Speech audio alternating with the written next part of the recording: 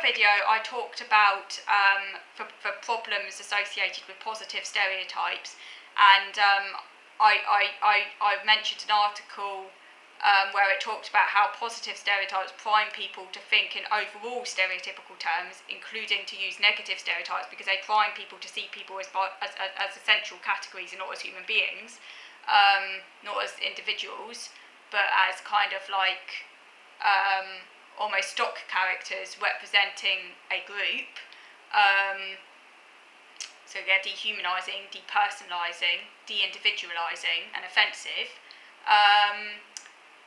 And it doesn't matter whether they're negative or positive, and because positive stereotypes are seen as benign, people don't have their kind of critical antennae turned on. They're exposed to positive stereotypes, they go under the radar, but at work in the brain, even on an unconscious level, the person's memory for negative stereotypes is being activated, and then the person starts to see the person in overall stereotypical terms, both positive and negative, precisely because the positive went under the radar, whereas negative stereotypes are immediately seen for what they are. Positive stereotypes are harmful and deeply, insidiously, ironically pernicious, as that article explained. Ironically pernicious because you think, well, positive, what's wrong with that? But of course, you know, it's still a stereotype and it's still therefore negative. And then I was also doing some reading about toxic positivity, which is the other thing that I was wanting to find out more about. Now, toxic positivity has been getting a lot of media attention lately. So what is toxic positivity?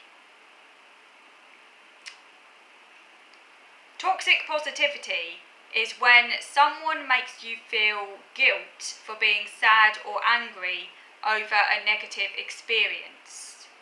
It's dismissing others' difficult feelings. It's ignoring your problems. It's the belief that no matter how difficult a situation is, people should maintain a positive outlook or positive mindset. It takes positive thinking to extremes. Now, there's nothing wrong with thinking positively. Toxic positivity is when positive thinking is taken to extremes, and that's not healthy.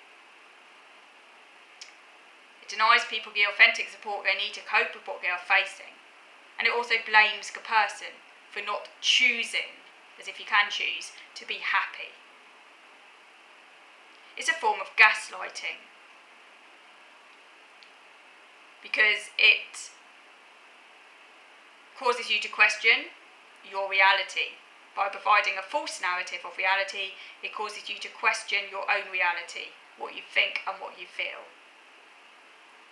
Samara Quintero, who's a licensed marriage and family therapist, said that in denying our truth, we begin to live inauthentically with ourselves and the world. And telling someone they should be grateful for what they have leads to burying bad feelings.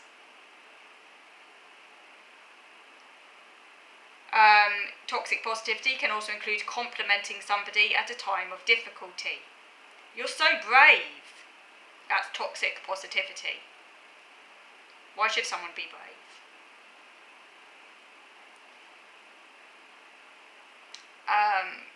You know, people with cancer are often portrayed as warriors or you know, survivors. That's toxic positivity, by the way. Why can't they not be warriors, you know? Why do they need to be superhuman? That's toxic positivity.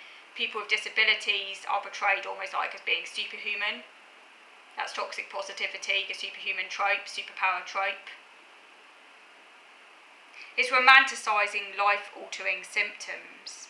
Romanticising. It invalidates. It can give the impression that you are defective, when you are not strong, when you are not courageous, when you are not brave.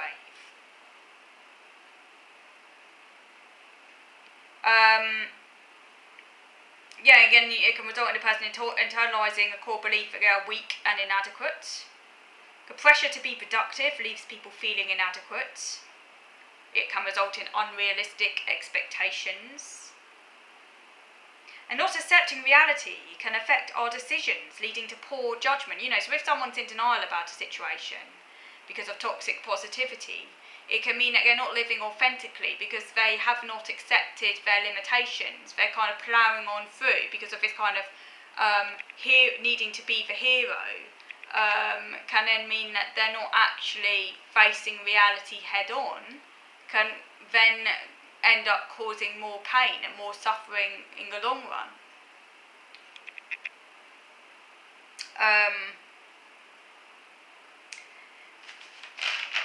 And I do feel that unfortunately the neurodiversity movement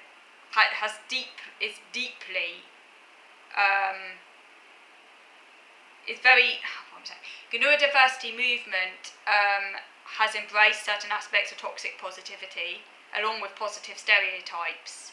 In a way, positive stereotyping and toxic positivity are that's what I'm talking today at the same time, is because I do feel they're very heavily aligned.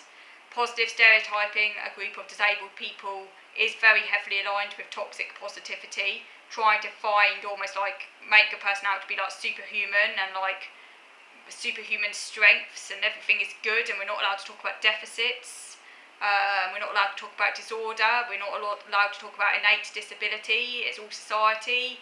If we made society into some utopia which doesn't exist, all the problems will go away. Toxic positivity.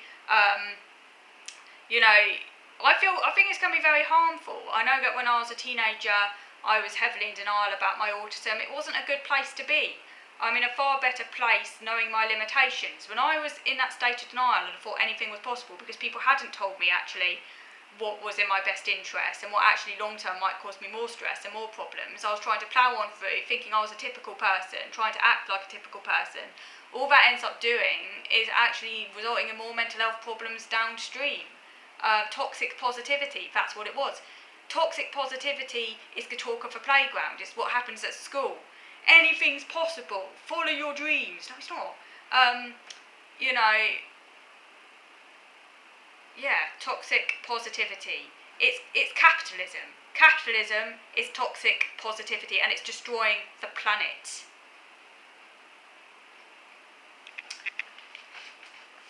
So, yeah, and I did come across an article, by the way, which was quite interesting. In Woke Scientist, sorry, where was it? Not that article, no, a different one. I was getting confused there. It wasn't. Yeah, here it is. BBC, which talks about tragic optimism, which is the antidote to toxic positivity. So, tragic optimism is the philosophy that hope and meaning is to be found, whilst also acknowledging the existence of suffering. So, tragic optimism was actually coined by an Austrian psychologist and Holocaust survivor, Viktor Frankl, in 1985. Tragic optimism acknowledges the difficulties and at the same time the ability to maintain hope, so it finds meaning and purpose amid challenges. So it's basically accepting that life comes with difficulties and that life isn't a bed of roses, and basically making some sort of peace with that, because there's not much you can do about it. That's tragic optimism. So it's kind of like not avoiding the difficulties, not talking about them, not trying to be a warrior or a hero. Allowing oneself to be weak, allowing oneself not to be perfect, but still at the same time trying to find some degree of hope, I guess, within that. I do feel that there may be problems with tragic optimism as well. Like, I would say, ironically, tragic optimism itself could become a form of toxic positivity. Like, I would say that actually, I would actually take the more extreme absurdist position, aka Camus, which is that actually I feel that in some situations there's no hope and there's no meaning to be found. It's just absurd. And like, for example, someone's got cancer. I don't think you can't redeem their suffering. I'm sorry, but you just can't. Like, you just can't. And if someone's got cancer and they're dying, there's not really any hope for them. And I guess they just have to accept the absurdity and the finality of it, and that's all they can do, really, at the end of the day. Because it's like they can't do anything else, and it is suffering and it's horrible, and I don't think that can be redeemed.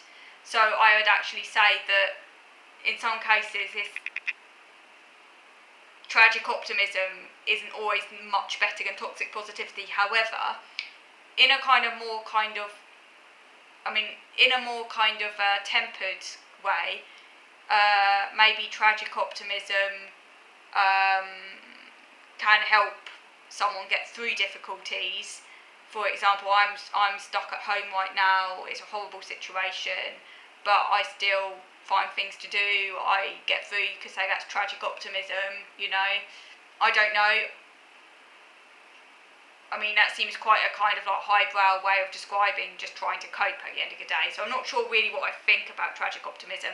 It does come across to me as a little bit wishy-washy and a bit kind of I don't know, university ivory tower kind of intellectualizing. And it might be Viktor Frankl's experience, but that doesn't mean it's everyone's experience. But let me know what you think. Certainly toxic positivity is very harmful.